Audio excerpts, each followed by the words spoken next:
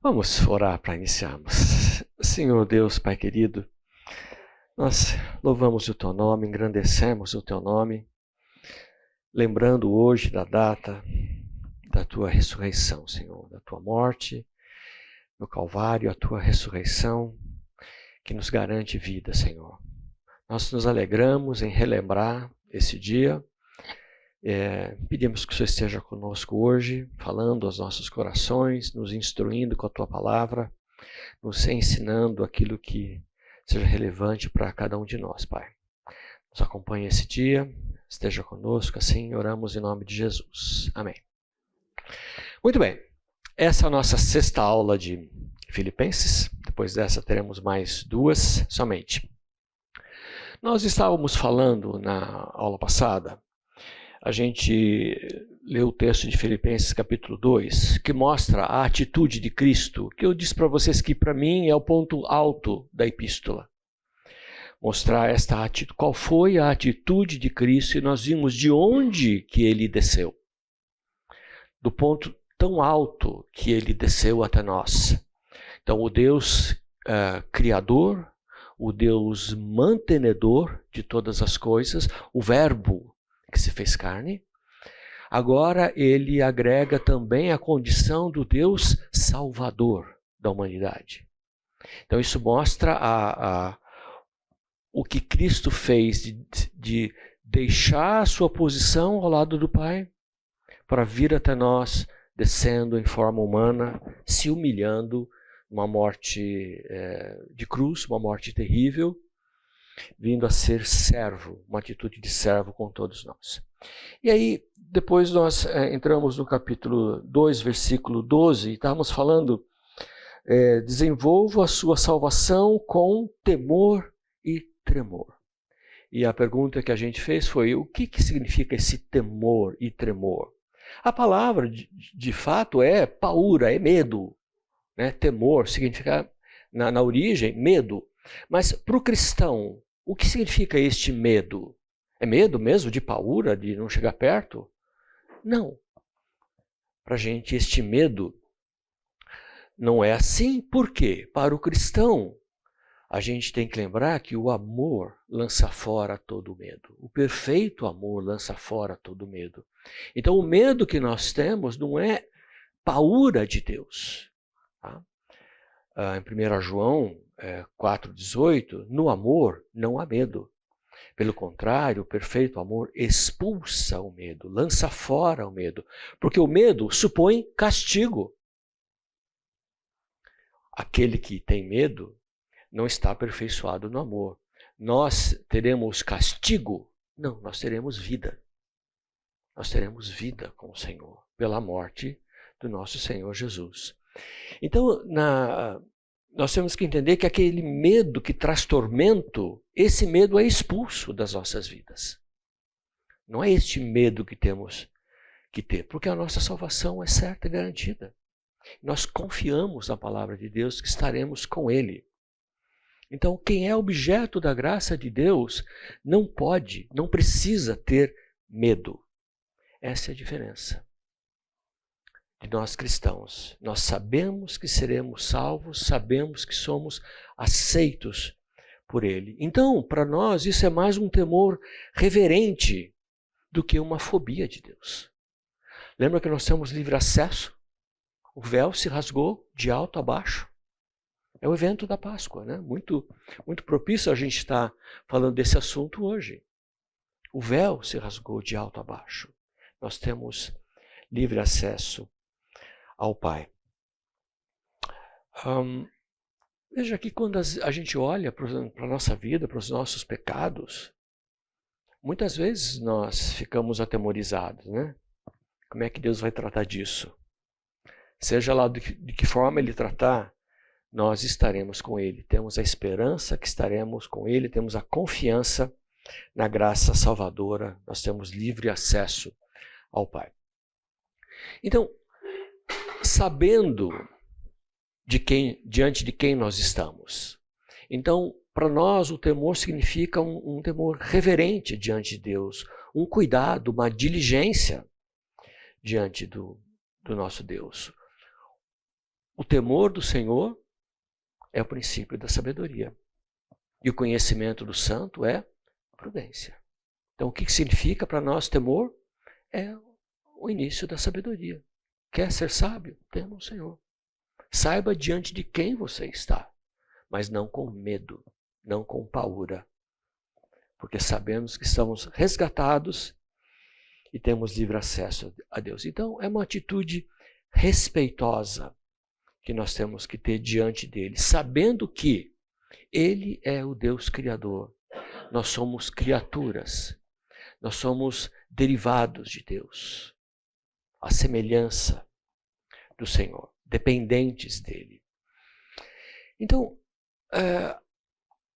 esse amor que nós temos e desfrutamos de Deus, nós sabemos que a falta de temor é característico de ímpios, de descrentes. Romanos 3,18 diz que, falando dos gentios, aos seus olhos é inútil temer a Deus. E a gente vê hoje quantas pessoas acham inútil temer a Deus, não tem temor algum do Senhor. Eles não sabem diante de quem eles estão. Não é? Essa é a característica dos ímpios, não temer a Deus. O próprio Paulo fala em 1 Coríntios 2:3, ele diz assim: foi em fraqueza, temor e com muito tremor que eu estive entre vocês. Veja a atitude de Paulo, atitude reverente, atitude submissa, de não confiar em si mesmo, mas de confiar no Senhor. Então, lembrando que ele graciosamente nos concedeu acesso ao nosso Pai. Graciosamente. Nós não podemos ser tolos nem irresponsáveis. Lembrar, somos criaturas, seres derivados e dependentes do nosso Senhor. Então, um temor reverente que temos que ter, lembrando que, pela graça, o medo, a paura foi expulso. Nós sabemos que podemos ter livre acesso a Deus.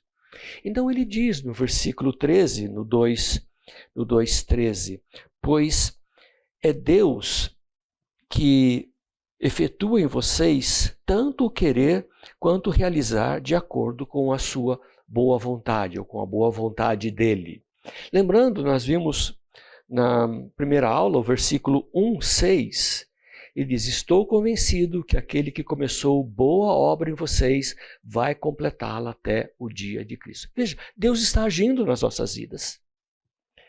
Ele tanto nos motiva a querer andar com Ele, como Ele nos habilita a viver com Ele, a cumprir a sua vontade. E Paulo falou lá no início, olha, estou convencido, eu sei que aquele que começou uma boa obra vai completar. Deus tem um trabalho em nossas vidas. Não é só a nossa salvação. Ó, te vejo lá em cima até lá. Não. Ele tem objetivos palpáveis na nossa vida. Objetivos que visam o nosso crescimento, o nosso desenvolvimento, nos aproximar do caráter de Cristo. Desenvolver habilidades, atitudes, como a atitude de Cristo que ele acabou de dar o exemplo. Seja a atitude de vocês a mesma de Cristo. E nós gastamos uma aula falando sobre isso. Então vejam, Deus está operando em nós. E nós temos que estar abertos ao livre agir do Espírito em nossas vidas, sem empecilhos. Sem empecilhos. Às vezes a gente coloca alguns empecilhos, né? Não sei quanto a vocês, mas às vezes eu sou teimoso. E eu sei que eu não devo fazer alguma coisa, mas só dessa vez. Não é assim? Empecilhos. Nós não podemos colocar empecilhos. E veja, reconhecendo esse agir de Deus nas nossas vidas, pensa um pouquinho. Você consegue reconhecer coisas que aconteceram na sua vida, que foi o agir de Deus colaborando para o nosso bem? Gente, eu estava pensando, preparando essa aula, lembrando quantas coisas. Eu ficaria uma aula inteira só contando para vocês as coisas que eu identifico que Deus agiu na minha vida, na nossa vida, na nossa família, na nossa casa. Pensa um pouquinho. Conseguiu identificar? Claro. Porque Deus age em nossas vidas, age para o nosso bem. Então, quantas coisas a gente não gostou no momento, mas depois você vê, puxa, isso foi para o meu bem. Uma única vez na minha vida, eu fui demitido. Gente, aquilo para mim foi um arraso. Eu fiquei deprimido, foi terrível para a gente. E eu fiquei muito chateado. Falei, puxa vida, Deus, esse emprego, eu gostava do emprego, eu gostava do que eu fazia, eu gostava do lugar, eu gostava de tudo. Falei, por quê? Passou um tempo, acho que uns 2 anos, não sei, eu fiquei sabendo que toda aquela equipe que eu trabalhava, todos foram demitidos por má conduta. Deus me livrou. Deus me livrou de estar no meio de um ambiente corrupto. Gente, para o meu bem. Na hora, claro que eu não identifiquei isso, mas depois eu fui perceber o que tinha acontecido. Deus trata, Deus cuida da gente, Ele age em nossas vidas. Veja que nós não estamos sozinhos. Deus opera em nossa vida pela ação do Espírito Santo, enquanto nós servimos. Veja, Ele estimula em nós o desejo de conhecer mais intimamente a Deus. Ele estimula em nós o desejo de estar ao lado dele. Ele estimula em nós o desejo de aprender mais. Eu não sei quanto a vocês, mas eu quando participo de algum evento, sei lá, vou para um acampamento, não vou mais para acampamento, vai a um encontro de casais, vai em alguma coisa, e você vê uma pregação muito que toca o seu coração, você estuda. Não dá vontade de não parar de estudar? Às vezes eu fico, puxa vida, eu tenho que trabalhar amanhã. Por mim, eu ficava estudando isso aqui mais um pouco. Deus traz em nós essa motivação. Mas veja que as influências de Deus, elas não suplantam os nossos esforços. Porque se eu ficar deitado no sofá, dormindo o dia inteiro, vendo um filminho no TikTok, gente, não vai acontecer nada. Eu não vou acordar nunca estudei, nunca quis fazer nada e de repente bate na minha porta, você está sendo convidado a ser o presidente de uma multinacional. Não vai acontecer. Não vai acontecer isso. Nós temos o nosso papel na obra que Deus faz. Então, por isso que ele diz, desenvolva a sua salvação. Desenvolva a sua salvação com temor e tremor. Saiba diante de quem você está. Nós somos filhos do Deus Altíssimo. E a pergunta é, o que é que Deus pode fazer por nós? O que é que Deus pode fazer por você? O que é que Ele pode fazer? Olha, não sei o que Ele pode fazer na sua vida, mas uma coisa eu sei. Só para mim que sumiu. Espera só um pouquinho, sumiu aqui minha tela. Uma coisa eu sei, Ele pode fazer infinitamente mais. Se a pessoa alguma coisa, Deus pode muito mais. Efésios 3:2 nos diz, aquele que é capaz de fazer infinitamente mais do que tudo que pedimos ou pensamos, de acordo com o seu poder que atua em nós. Você está pensando alguma coisa boa? Deus pode muito mais. Você tem uma ideia legal? Não chega nem perto do que Deus pode fazer. Ele pode fazer infinitamente mais. Essa é a expressão que a gente tem que entender. Veja que a gente falou da ideia, em umas aulas atrás, do galho ligado à parreira. Nós fomos enxertados. Essa ideia vívida, para eles era muito mais vívida do que para nós, do enxerto. Mas nós fomos enxertados na parreira. E enxertados na parreira, nós temos a seiva nutrindo. A seiva do Senhor nos nutrindo. Ligado à parreira, nós podemos viver. Esse é o poder de Deus. Ele pode fazer muito mais. Agora, se nós estamos ligados à parreira, dependentes dela, que fruto nós vamos dar? Porque se eu não estiver ligado à parreira, eu não vou dar fruto algum. Esse galho vai simplesmente secar e vai ser lançado ao fogo. Ligado à parreira, nós podemos produzir frutos, nutridos pela parreira. Isso vem de Deus. Veja que, apesar de sermos criaturas do Senhor, dependentes dele, ele nos usa.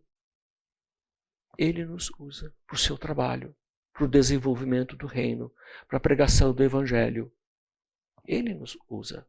E nós temos que estar abertos a isso, para sermos usados por Deus, para sermos capacitados por ele. Por isso que ele diz que ele faz em nós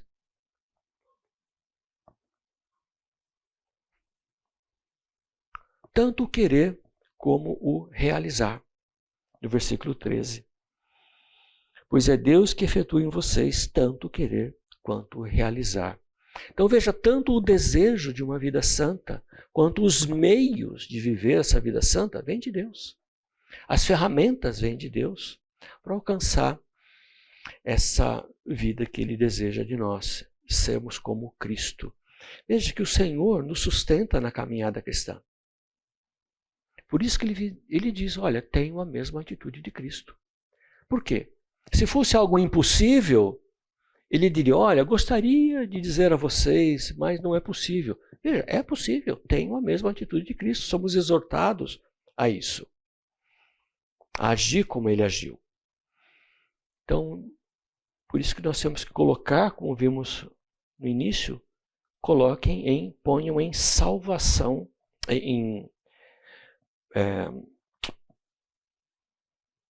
ponham em ação a salvação de vocês com temor e tremor. Ponham em ação. Façam ela rodar.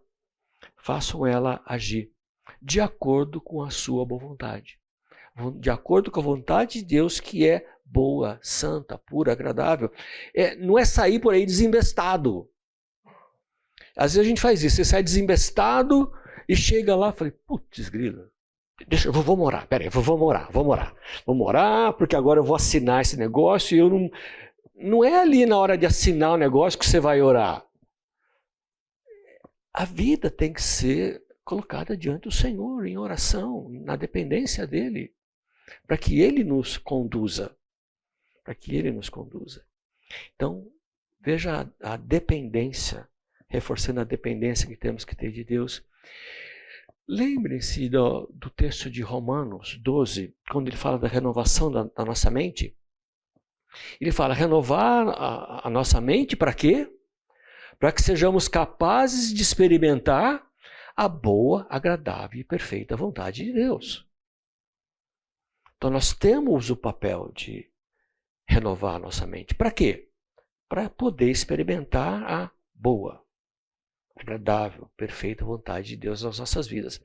O Salmo 119, versículo 35, diz assim, dirige-me pelo caminho dos teus mandamentos, pois nele encontro satisfação. Inclina o meu coração para os teus estatutos. E esse inclinar é aquela mesma palavra que a gente viu da atitude de Cristo. Aquela palavra, seja a atitude de Cristo, seja a inclinação de Cristo, ou se voltar para algo. É a mesma palavra que inclina o meu coração para os teus estatutos e não para a ganância. Desvia os meus olhos da salada, não, das coisas inúteis. Não é do brócoli. Não, desvia os meus olhos das coisas inúteis.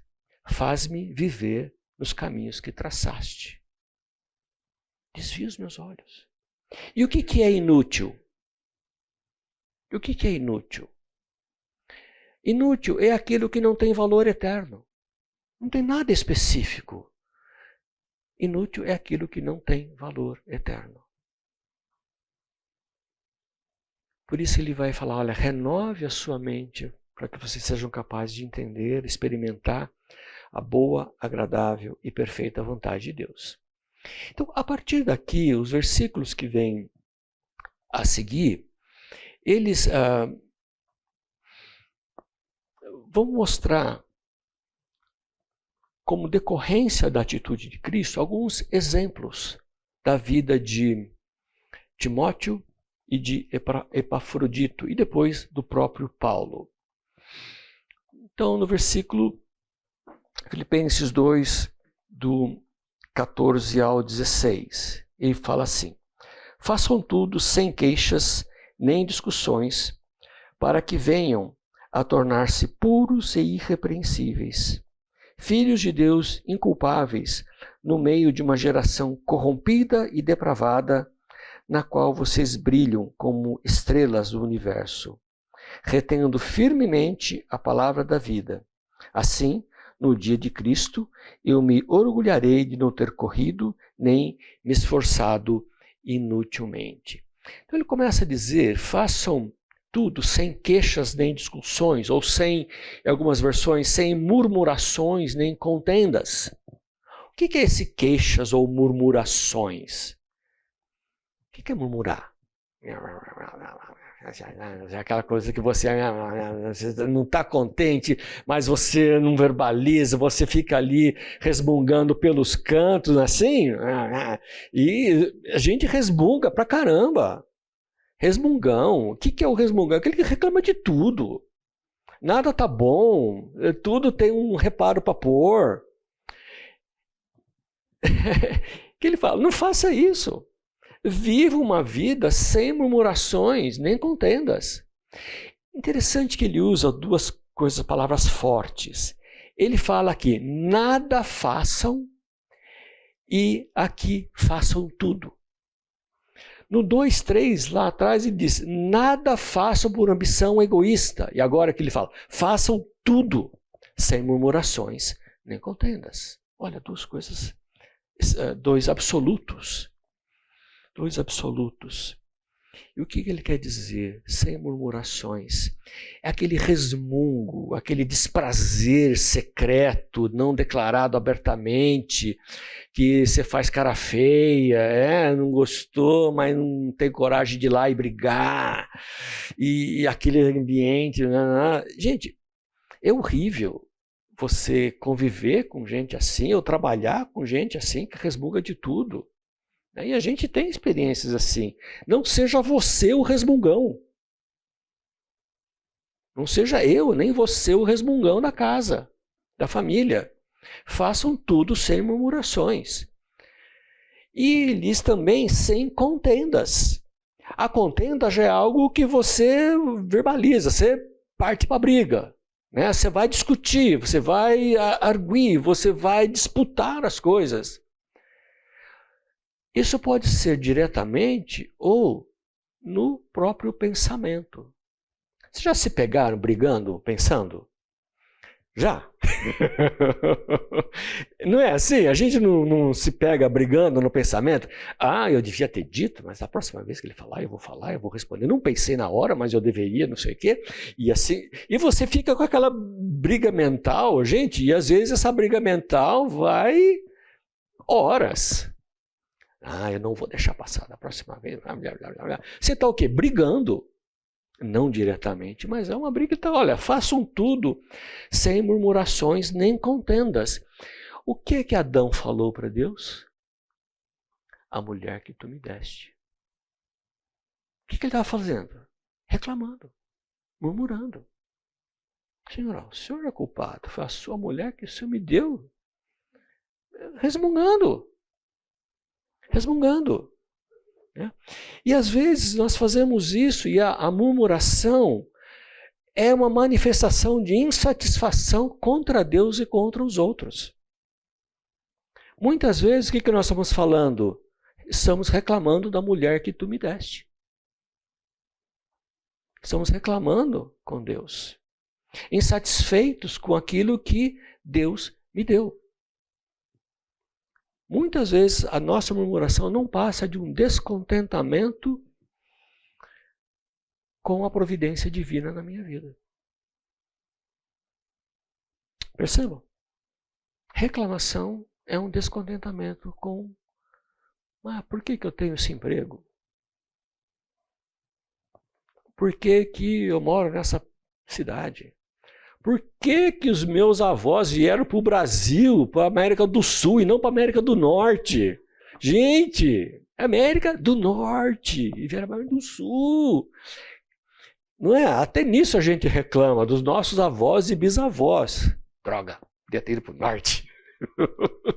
Gente, estamos insatisfeitos com a providência de Deus na nossa vida. Ou não foi aqui que nós conhecemos o Evangelho? Ou não foi aqui que nós encontramos a nossa salvação? Por que eu vim para Campinas? Para que aqui eu conhecesse o Evangelho. Então veja, muitas vezes nós mostramos insatisfação contra Deus, contra a providência divina, aquilo que Deus permitiu que acontecesse na minha vida ou a condução que Ele deu para os meus dias. Nós temos que estar contentes com o que Deus nos deu. Então, sem murmurações. Então, a nossa vida não pode ser marcada por murmurações, mas, ao contrário, deve ser marcada por ações de graça. 2 Timóteo 2:24, Paulo nos diz, Timóteo, ora, é necessário que o servo do Senhor não viva a contender, e sim a ser brando para com todos, apto para instruir, paciente. É necessário que o servo não viva a contender. Seja brando, paciente. Então para de reclamar. Para de murmurar. Não seja você o reclamão da sua casa. Seja ciente de que é Deus que nos conduz. E seja grato por aquilo que Deus permitiu na sua vida.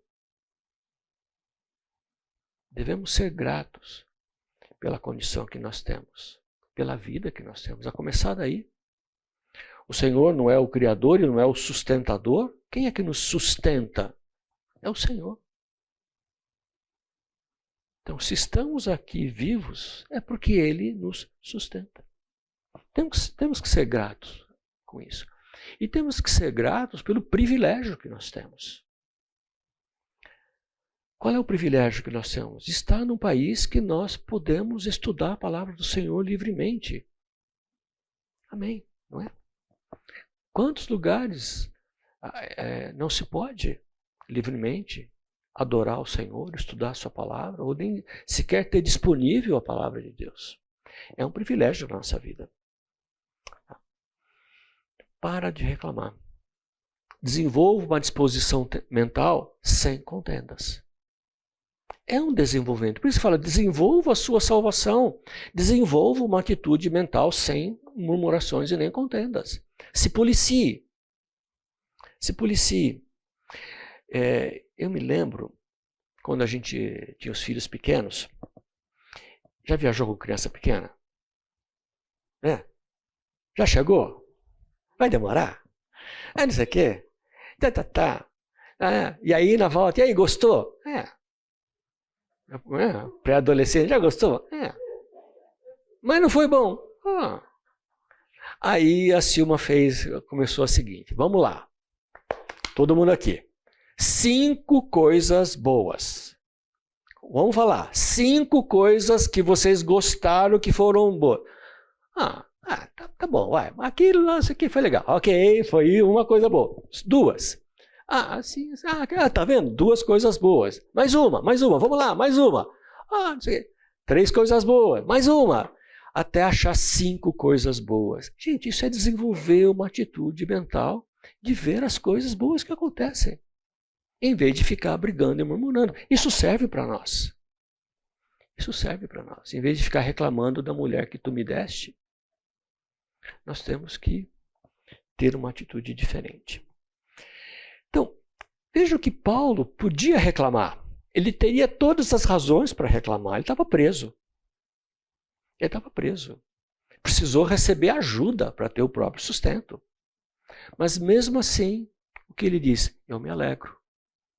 Ele os exorta, alegrem-se. Ele não ficava reclamando da vida. Você vê que na carta não tem nenhuma lamúria de Paulo, nenhuma murmuração. Pelo contrário. Ele sabia que, mesmo estando preso, ele pregava o Evangelho. Ele fazia o que ele podia fazer, mesmo preso. Ele podia escrever. Ele podia receber pessoas. E assim ele fazia. E foi um testemunho a toda a guarda do palácio. Toda a guarda do palácio ficou sabendo do evangelho pela prisão dele. Então, ele podia ficar lá, deprimido, chorando pelos cantos. Ninguém me ama, ninguém me quer, Deus me abandonou. Não. Ele não ficou reclamando. E aí ele diz para nós sermos puros e irrepreensíveis, no versículo 15.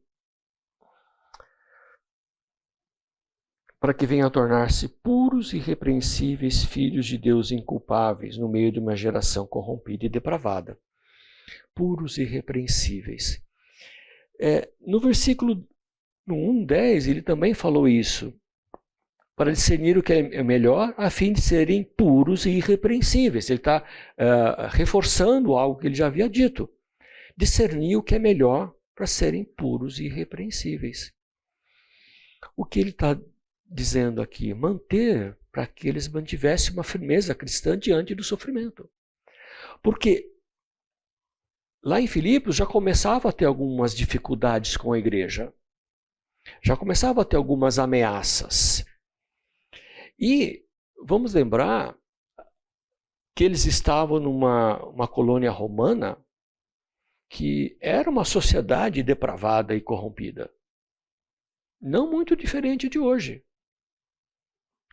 Você consegue identificar os nossos dias como uma sociedade depravada e corrompida? Sim. Sim. A impiedade está crescendo, está dominando o nosso país. Então ele vem dizer, olha, sejam puros e irrepreensíveis no meio dessa sociedade. E é com tristeza que a gente vê, às vezes, alguns cristãos cedendo às práticas do mundo, cedendo ao palavreado do mundo, cedendo às atitudes do mundo, sendo contaminados pelo mundo em que vive.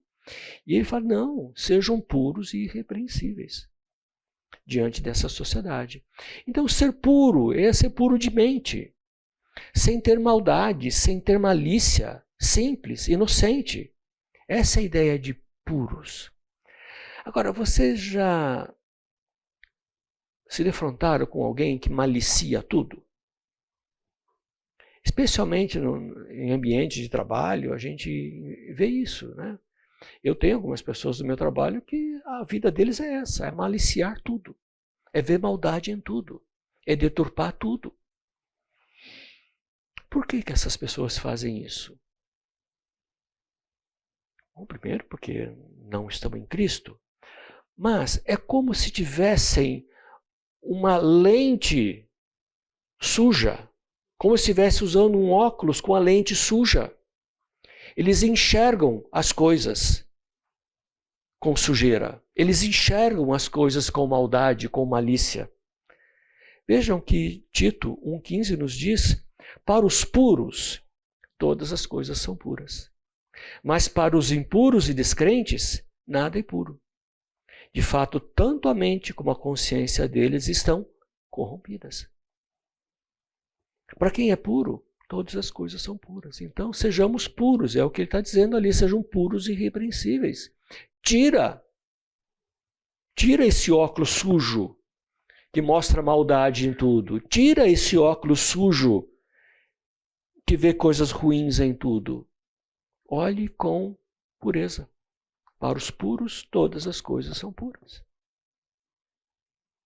Há momentos que começo uma conversa e eu sei que é hora de cair fora. Eu saio de alguns ambientes. Começo uma conversa e eles já perceberam. Eu caio fora. Vou fazer outra coisa. E ele diz puros e irrepreensíveis.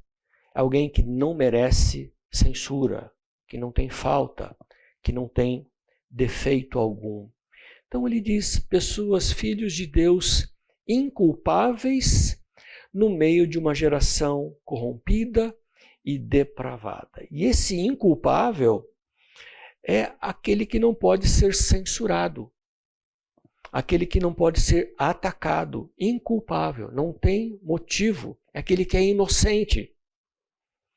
No 1:11, lembrando que nós lemos no 1:11, quando ele disse: cheios de fruto de justiça, fruto que vem por meio de Cristo para a glória e louvor de Deus. Aquele que tem frutos de justiça e não frutos de maldade. Filhos de Deus inculpáveis.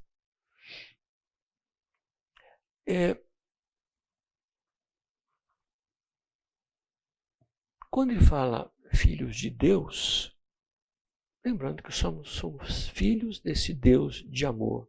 E inculpáveis aqueles que agem de acordo com o seu caráter santo. Nós somos filhos de Deus, portanto, podemos agir de acordo com o seu caráter santo. E a pergunta é a seguinte para nós: dá para quebrar o sigilo? Dá para quebrar o sigilo da tua vida? Não estou falando da conta bancária, não. Da vida. Dá para quebrar o sigilo? Lá em casa. Vamos quebrar o sigilo lá em casa. Vamos passar um filminho aqui. Dá para fazer isso? Dá para quebrar o sigilo e mostrar como você trata a sua esposa, seu marido, como você trata seus filhos, como você trata seus pais? Dá para quebrar o sigilo? Você vai ser inculpável? Dá para quebrar o sigilo lá no trabalho? Como você age no trabalho?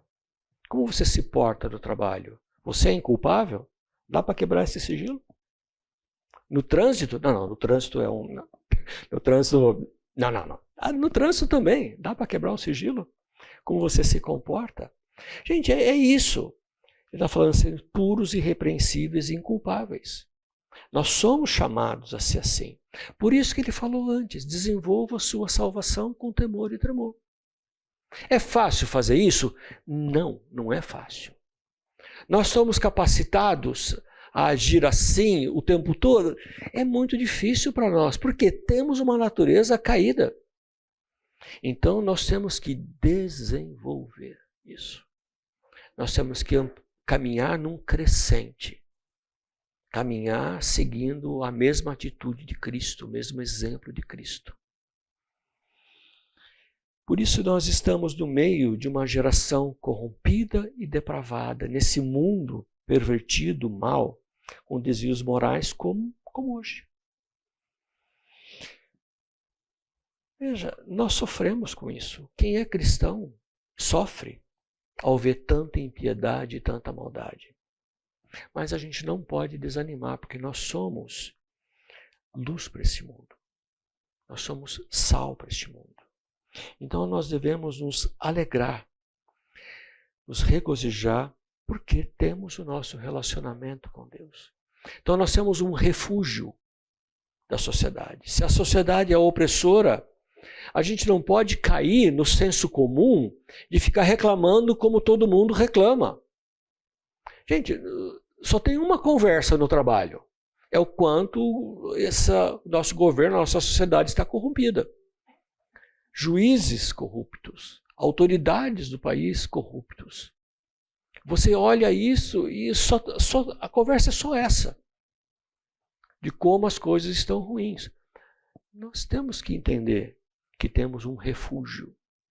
Nós podemos nos refugiar no Senhor, na santidade e na esperança que teremos que tudo isso vai se resolver quando o Senhor voltar. Quando o Senhor voltar. Então nós devemos nos alegrar em meio a tudo isso, que somos filhos resgatados e temos um relacionamento com o nosso Deus. E ele diz, vocês brilham como estrelas do universo. Paulo tem umas figuras fantásticas. Essa é mais uma delas. Associar a estrelas do universo. A luz em meio às trevas. Uma luz que reflete a uma fonte celestial, uma fonte que vem do nosso Senhor, algo que se destaca do universo. Quando que as estrelas brilham? Ou quando nós vemos o brilho das estrelas? Quando? No escuro, de noite. Sem a presença da luz. Sem a presença do sol. E nós vamos ver como isso se aplica a gente logo depois do intervalo. Muito bem, vamos então continuar no por algum motivo não está sendo possível projetar. Então vocês vão me ouvir. Bom, nós estávamos falando no texto de versículo 15, na qual vocês brilham como estrelas no universo. Lembra que quando Jesus nasce, quando ele se manifesta ao mundo, no Evangelho de João, no capítulo 1, versículo 9, quando ele diz, estava chegando ao mundo a verdadeira luz que ilumina todos os homens. Quem é a verdadeira luz? O Senhor Jesus. Agora, enquanto a luz está presente, você enxerga as estrelas? Não. Durante o dia você não vê as estrelas, porque a intensidade da luz é muito grande. E ele diz, olha, estava chegando a luz que ilumina todos os homens. Eu estou vendo aqui uma foto maravilhosa do Hubble, de uma constelação, e vocês não estão vendo. Que pena. Mas Efésios 5:8 nos diz assim, porque outrora vocês eram trevas, agora são luz no Senhor. Vivam como filhos da luz, pois o fruto da luz consiste em toda bondade, justiça e verdade, e aprendam a discernir o que é agradável ao Senhor.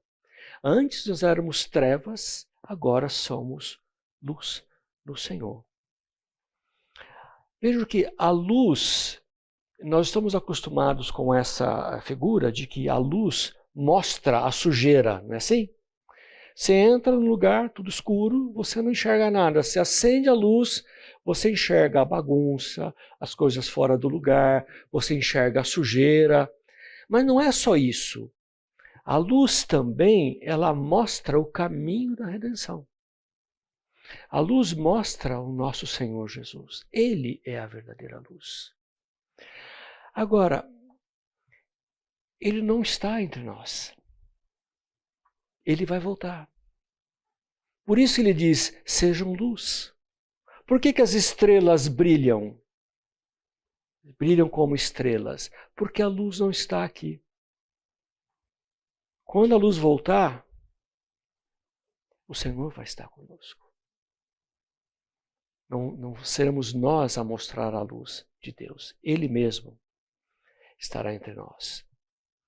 Então ele diz no versículo 16, retendo firmemente a palavra da vida. E esse reter firmemente é dar atenção, dar guarida, é você observar, aplicar. Não é simplesmente reter, pegar minha Bíblia e botar no cofre, ou botar lá no alto da biblioteca. Não, é minha, ninguém mexe. Não é esse o reter a palavra da vida.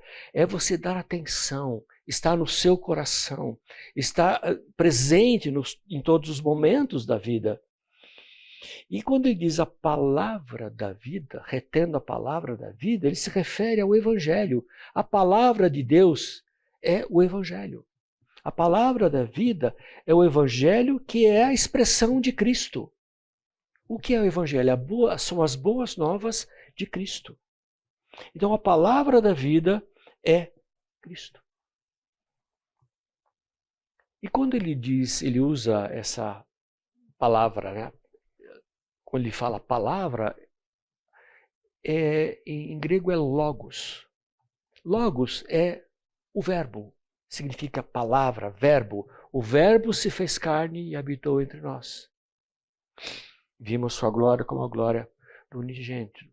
Então, denota aqui a palavra da vida o papel central de Cristo. Tanto lá na criação, no governo do universo, em manter o universo, aquele que causa e mantém toda a vida, ele é a origem da vida, e é nele que nós encontramos a salvação do mundo, o Messias esperado. Também, além de significar a pessoa de Cristo, também tem a conotação de doutrina, de ensino. A palavra da vida é toda a doutrina do Senhor, todo o ensino de Cristo. E quando diz vida, palavra da vida, não é a vida bios. Não é a vida carne, é a vida zoe. A palavra que ele usa é zoe, que é a vida espiritual. É a vida espiritual.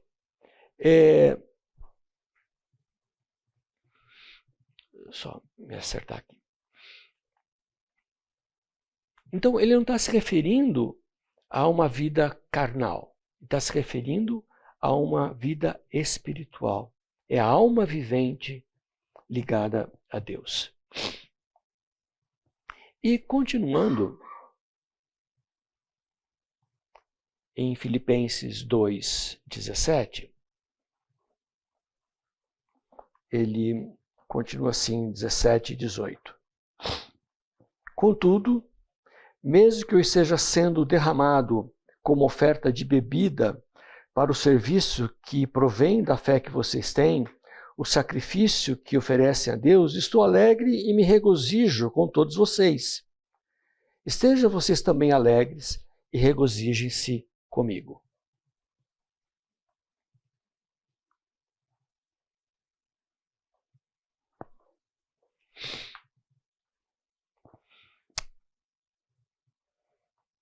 Então, Paulo aqui vem falar de uma alegria.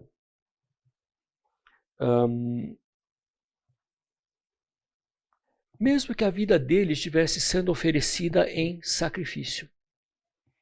Ele usa uma figura bem judaica que para eles fazia todo o sentido. Ele diz assim, olha, vocês estão sendo oferecidos como um sacrifício ao Senhor. E ele diz, e eu estou sendo oferecido como libação. O que é libação? É uma oferta derramada, uma oferta de bebida, que era uma oferta voluntária. Voluntária. Algo que demonstrava alegria, boa vontade. Eu faço isso por alegria. Então, o holocausto, o sacrifício que era oferta queimada, era obrigação. Mas a libação, não.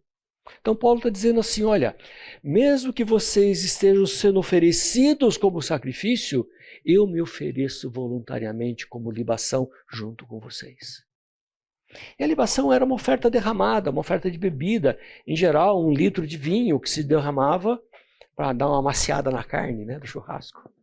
Assim, você jogava lá uma oferta de bebida. Paulo usa essa figura demonstrando um sacrifício alegre da vida dele. Eu estou me voluntariando a me sacrificar com vocês. Então, e ele os convida a participar com alegria disso tudo.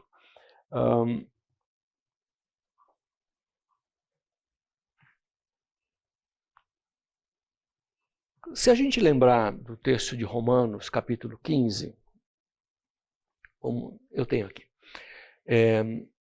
quando Paulo fala da graça de Deus, ele fala, a graça de Deus me concedeu de ser um ministro de Cristo para os gentios. E ele continua, para o dever sacerdotal de proclamar o evangelho de Deus, para que os gentios se tornem uma oferta aceitável a Deus, santificados pelo Espírito Santo. Então todos nós também somos uma oferta aceitável a Deus. Todos nós somos uma oferta. E Paulo está dizendo, olha, então o meu sacrifício, a minha libação, junto com vocês, não é algo pesaroso. Não é algo que eu fico triste, chocado ou desgostoso. Não, é um motivo de alegria. Eu me orgulho de estar fazendo isso. Eu me orgulho desse trabalho desenvolvido. Então veja que aqui não é um escapismo de Paulo. Ah, tudo mal, mas tudo bem. Não é aquela síndrome de Poliana, né? Aquele jogo do contente. Não. Paulo não está querendo ver flores numa situação ruim. Muito pelo contrário. Ele está reconhecendo a soberania de Deus na vida dele. Ele está reconhecendo o cuidado de Deus na vida dele. Diz, olha, se o Senhor está conduzindo vocês dessa forma, eu sou participante disso. Veja que Paulo podia, nessa altura, estar solto. Nós vimos lá, ele podia ter sido solto lá em Cesareia. Mas não, orientado pelo Senhor, que diz, olha, você vai testemunhar em Roma também. Então, sabendo disso, ele recusa ser solto em Cesareia para caminhar rumo a Roma. Então, ali, ele sabe o porquê ele está ali. Ele sabe os motivos de estar ali. Então, ele não tem por que se lamuriar. Ele sabia muito bem qual era o papel dele. Então, não havia motivos de lamúria, de reclamação, de algum sentimento ruim. Então, ele sabe, é uma atitude, a gente pode reconhecer que Paulo está tendo uma atitude sincera em dizer que ele se alegra com tudo isso. Ele sabia que ele não estava preso porque tinha se metido numa enrascada. Ixi, fiz o que não devia fazer, agora estou preso. Não, ele não tinha se metido numa enrascada. Ele não tinha enfiado os pés pelas mãos e agora estava preso. Não, ele estava preso pela defesa do Evangelho, cumprindo a palavra do Senhor. Bom, seguindo um pouco mais então no nosso estudo, vem uma outra etapa da carta, onde Paulo vai citar alguns exemplos. Então ele citou o exemplo de Cristo, seja a atitude de vocês a mesma de Cristo, que eu já falei que para mim é o ponto alto da carta, um dos textos maravilhosos das Escrituras, e agora ele usa o exemplo de Timóteo e de Epafrodito. No 2:19 a 24, ele diz assim: espero no Senhor Jesus enviar-lhes Timóteo brevemente, para que eu também me sinta animado quando receber notícias de vocês. Não tenho ninguém que, como ele, tenha interesse sincero pelo bem-estar de vocês, pois todos buscam os seus próprios interesses e não os de Cristo Jesus. Mas vocês sabem que Timóteo foi aprovado porque serviu comigo no trabalho do Evangelho como filho ao lado do seu pai. Portanto, é ele quem espero enviar, tão logo me certifique da minha situação, confiando no Senhor, que em breve também poderei ir. Então, ele vem falar de Timóteo. Timóteo, ele era um companheiro de Paulo, ele estava na fundação da igreja em Filipos, Paulo, Silas e Timóteo, provavelmente Lucas, como nós vimos, e ele segue toda a viagem junto com Paulo. Era um companheiro de viagem, um ministro junto com ele. E ele vem recomendar Timóteo aos filipenses como um seu porta-voz. Olha, eu vou mandar para vocês, vou mandar o Timóteo. O Timóteo! Não é qualquer um, é o Timóteo. E ele vem falar quem era o Timóteo. Não era qualquer um que ele estava mandando. Ele fala assim no versículo 20, olha, não tenho ninguém que tenha interesse sincero pelo bem-estar de vocês. Ninguém que, como Timóteo, tenha interesse pelo bem-estar. Que seja de igual sentimento comigo. Que tenha um interesse genuíno por vocês.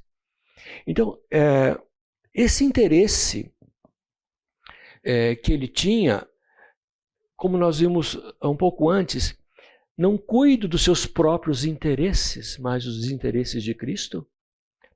Timóteo era alguém que praticava isso.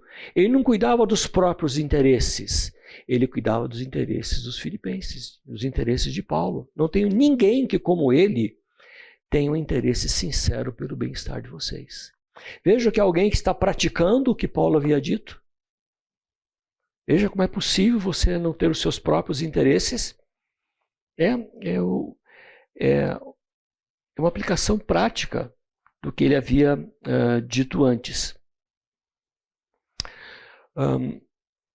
E ele vem dizer, olha, eu quero estar com vocês, mas eu estou mandando Timóteo um pouco antes. Então, esse Timóteo, Paulo diz que ele foi aprovado. Quer dizer, ele passou no vestibular, certo? Passou no concurso, ele foi aprovado. Ele foi aprovado, não passou, não tinha concurso, ele foi aprovado no teste da vida. Ele estava vivendo com Paulo e ele foi aprovado. No quê? Na vida, no testemunho, na fidelidade. Ele foi aprovado, ele não arredou o pé. Ele sofreu comigo e se manteve firme. Porque veja, se Paulo passou fome e nudez, Timóteo estava junto. Timóteo estava junto. Ele era companheiro. Estava ali ao lado dele. E ele fala, como um filho ao lado do pai. Mais do que um companheiro, como um filho. E veja que as relações familiares daquela época deviam ser diferentes das nossas hoje. As famílias, os filhos viviam muito mais no seu núcleo familiar, junto dos pais, trabalhando com o pai, vivendo com o pai. Era algo muito mais próximo do que os dias de hoje. E Paulo está dizendo, ele foi um filho para mim, como um filho ao lado do pai. Mais do que um companheiro, mais do que um servo, foi como um filho para mim. E ele foi aprovado. Significa que ele teve a mesma atitude de Cristo. Ele teve a mesma atitude de Cristo. Ele perseverou juntamente comigo. Então, ele sabia o que era sofrer também. Ele sabia o que era passar por humilhações. E esse Timóteo, no versículo 24, ele diz, confiando no Senhor, que em breve também poderei ir. Quer dizer, eu estou mandando Timóteo, mas eu estou confiando que logo eu vou junto. Lembra que a gente comentou que Paulo, em algum momento, ele parece ganhar a convicção de que ele seria solto. Ali não seria o fim da vida dele naquele momento. E, de fato, a história nos mostra, porque Paulo termina Atos preso. Mas os historiadores dizem que Paulo ainda teve um período em que foi solto e tendo sido condenado e martirizado anos depois do incêndio de Roma. Ele diz, olha, estou confiando que em breve eu também posso ir. Então aqui ele ganha essa convicção. No 1:20 ele já havia dito, aguardo ansiosamente, espero que em nada serei envergonhado. Ele tinha essa convicção que ele não seria envergonhado. E no 1:25, no capítulo 1:25, ele fala, olha, convencido disso, sei que vou permanecer e continuar com todos vocês, a fim de que pela minha presença vocês sejam edificados. A alegria de vocês e minha. Então ele tem essa convicção de que está enviando Timóteo à frente dele. Continuando depois, do 25 ao 30 do capítulo 2, ele continua assim. Contudo, penso que será necessário enviar-lhes de volta Epafrodito, meu irmão, cooperador e companheiro de lutas, mensageiros que vocês enviaram para atender às minhas necessidades. Pois ele tem saudade de todos vocês e está angustiado, porque ficaram sabendo que ele esteve doente. De fato, ficou doente e quase morreu. Mas Deus teve misericórdia dele, e não somente dele, mas também de mim, para que eu não tivesse tristeza sobre tristeza. Por isso, logo o enviarei, para que quando o virem novamente, fiquem alegres e eu tenha menos tristeza. E peço que vocês o recebam no Senhor com grande alegria e honrem a homens como esse, porque ele quase morreu por amor à causa de Cristo, arriscando a vida para suprir a ajuda que vocês não me podiam dar. Então, a igreja de Filipos era participante do sustento de Paulo e do trabalho desde o início, como nós vimos. A partir dali, quando Paulo já segue para Tessalônica de Filipos, a igreja já manda ajuda para ele. Então, eles foram sempre participantes. E quando agora Paulo está preso em Roma, bem distante de Filipos, a igreja decide mais uma vez mandar uma ajuda. E manda o Epafrodito junto com ele. Manda Epafrodito para levar essa ajuda. E esse Epafrodito que vai se tornar um companheiro de lutas. Não vai lá só, entrega e cai fora. Não, ele ficou lá, participou. Não se sabe se foi somente em Roma ou se já em Filipos ele havia sido um companheiro de lutas. Mas o fato é que Paulo o identifica como um companheiro de lutas. Agora, como a gente já falou antes, o ajudador precisa ser ajudado. Ele vai para ajudar, ele vai para levar o que a igreja não podia dar. E quem é que fica doente? Ele. Quem é que precisa de cuidado? Ele. Então, o cara que vai para ajudar, agora precisa ser ajudado. E Paulo podia ter falado, putz, vocês estão me mandando esse traste aqui, só me dá trabalho. Vem para ajudar e fica aqui. Eu tenho que cuidar dele. Não, Paulo não faz isso. Paulo reconhece o esforço de Epafrodito e fala, olha, ele arriscou a própria vida para vir aqui. Então, Epafrodito não foi lá numa viagem de férias. Vou fazer um turismo lá em Roma, visitar o Coliseu, e de passagem vou lá, levo um chequinho para o Paulo, né? Ver se ele está precisando de alguma coisa. Ele não foi em turismo. Ele foi como um ajudador. E não se sabe quando fala que ele arriscou a própria vida, se foi a doença que ele está se referindo, se foi o risco da viagem, se foi o risco de viver em Roma, porque Roma era como o Rio de Janeiro hoje, né? Não era um lugar fácil de andar, não. Era cheio de bandido para todo lado. Roma não era um lugar pacífico. Roma era um lugar difícil naquela época, cheio de bandidagem. E ele arriscou a própria vida para estar lá com Paulo. E mesmo assim, Paulo se refere a ele dizendo, olha, meu irmão, cooperador e companheiro de luta, servo fiel de Deus, mensageiro que vocês enviaram. E aí Paulo mostra, olha, ele está com saudade de vocês. Bateu uma saudade no Epafrodito. Acho que ele não estava acostumado a ficar longe de casa, viagem longa, dias ou semanas de viagem para chegar, ele ficou doente, e ele tem saudade e mais, ele está preocupado porque vocês ficaram sabendo que ele adoeceu. Não é comum isso? Você tem alguém da família, algum conhecido que está viajando, e aí você, putz, grila, teve um terremoto lá. Você não fica preocupado? Será que o pessoal está bem? Será que aconteceu alguma coisa? Ou passou um furacão por aquela cidade? Puxa, será que todo mundo está bem? A gente quer saber. E quem está lá quer mandar notícias. Olha, avisa aí que está tudo bem aqui, não tem problema. Não é assim? Há essa preocupação em dar notícias. E foi o que aconteceu com o Epafrodito. Ele quase morreu, recuperou-se, e agora ele tem o desejo de mandar notícias. A preocupação de dizer, olha, estou bem, estou curado, não foi dessa vez, né? E espero voltar para casa com vocês. Então Paulo fala, penso que é melhor eu mandar Epafrodito de volta. Ele já fez muito por aqui. Então veja que interessante alguém que se dispõe não só levar um pacote de um checão lá, né?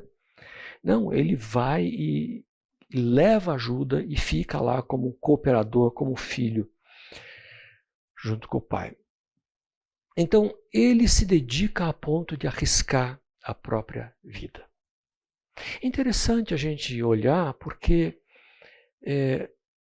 nós, cristãos, por mais fiéis que nós sejamos, nós não estamos imunes a dificuldades. Gente, é isso que a gente vê nos dias de hoje, essa teologia da prosperidade, é um engano muito grande. Nós, por mais fiéis que sejamos, não estamos livres, imunes a passar por dificuldades, por aflições, por perrengues da vida.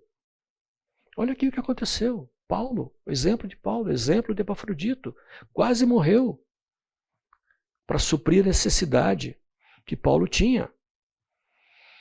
Então, nós não estamos imunes a dificuldades. Temos que saber que vamos passar por isso. Faz parte da nossa vida.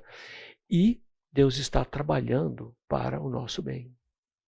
Deus está trabalhando para o nosso bem. E Paulo vem dizendo no versículo 27, Deus teve misericórdia dele, não somente dele, mas também de mim. Olha que interessante, Paulo fala assim, Deus teve misericórdia dele, mas teve também de mim, para que eu não tivesse tristeza sobre tristeza. Gente, não parece um contrassenso? A gente lendo a carta de Filipenses, cheio de alegria, fala assim, olha, alegrem-se, fiquem alegres, eu estou alegres, alegrem-se comigo. Outra vez eu digo para vocês, se alegrem. E agora ele falar de tristeza? E mais, tristeza sobre tristeza? Tem alguma coisa estranha nisso? Como ele pode falar uma carta de alegria e agora dizer que ele tinha tristeza e que Deus foi misericordioso para que ele não tivesse tristeza sobre tristeza? Porque, vamos lembrar, de onde vinha a alegria de Paulo? De onde vinha? Ele estava alegre porque estava preso? Ele estava alegre porque estava passando dificuldades, fome, frio? É por isso que ele estava alegre? Nós já vimos, a alegria vinha por estar em Cristo, pela salvação no Senhor. Essa era a alegria dele, de saber o papel dele muito claro que Deus havia designado para ele, por isso ele estava alegre. A esperança da vida eterna. Por isso que ele falou, olha, para mim o viver é Cristo e o morrer é lucro. É muito melhor eu ir para estar com o Senhor, mas por vocês é melhor que eu fique um pouco mais. Então, ele sabia disso, ele sabia onde estava a alegria dele. Então vejam que as alegrias que ele tinha não se comparavam com as tristezas momentâneas. Então sim, ele tinha tristezas. E ele fala aqui que Deus me poupou de ter tristeza sobre tristeza. Mas qual era a certeza que ele tinha? Que esses problemas, essas tristezas que eram momentâneas ou passageiras, não se comparavam com a alegria perene da salvação de estar com Cristo. Ele sabia que aquilo era momentâneo. O que era permanente? A alegria de estar com o Senhor, a vida eterna, a esperança de estar com Deus. E essa tem que ser também a nossa atitude na vida. Nós podemos passar por situações ruins, por dificuldades. E não estamos imunes a isso. Temos que ter essa certeza e convicção. Mas onde está a nossa alegria? Na esperança, na certeza da nossa salvação. Então, nada do que aconteça se compara com a alegria de estar com Cristo. Vejam que a nossa alegria não pode vir de eventos. A gente pode estar alegre hoje. Puxa vida, ontem almoço em família, hoje estou todo mundo feliz, alegre. Mas a alegria não pode ser dependente de eventos. Senão, a gente ser uma montanha-russa de sentimentos. Tá? Não pode ser baseada em eventos. A gente tem que ter uma alegria centrada na esperança de estar com o Senhor. Então, esse Epafrodito, Paulo faz questão de encher a bola dele. Porque está mandando Epafrodito de volta, poderia, putz, não serviu. Epafrodito foi para lá, não deu certo, Paulo mandou ele de volta. Não, ele faz questão de dizer, honrem homens como este. Olha a carta que ele manda, honrem homens como este, porque ele arriscou a sua vida por amor de Cristo. E, mais uma pergunta, nós honramos homens como este?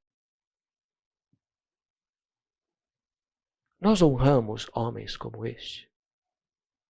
Nós honramos nossos missionários quando vêm aqui, passando um tempo no campo missionário, sofrendo, com dificuldades, com o inimigo, tendo que lidar com tudo isso. Nós honramos quando eles vêm aqui. Nós honramos mandando uma carta de apoio, de incentivo a eles. Veja, honrem homens como este. Nós temos que ter essa convicção e essa participação também. Esses dias estava aqui a Tininha. A gente soube honrar. Soube honrar. A Zucurte vem aqui e a gente honra. Ou só dá um... Honrem homens como este. Porque ele quase morreu por amor à causa de Cristo, arriscando a vida para suprir a ajuda que vocês não me podiam dar. Então, aqui no capítulo 2 de Filipenses, a gente vê Paulo falando das virtudes cristãs. Então, ele falou do exemplo máximo de Cristo, quando ele fala, seja a atitude de vocês a mesma de Cristo. Ele falou de a gente não viver por ambição egoísta, nem por vaidade.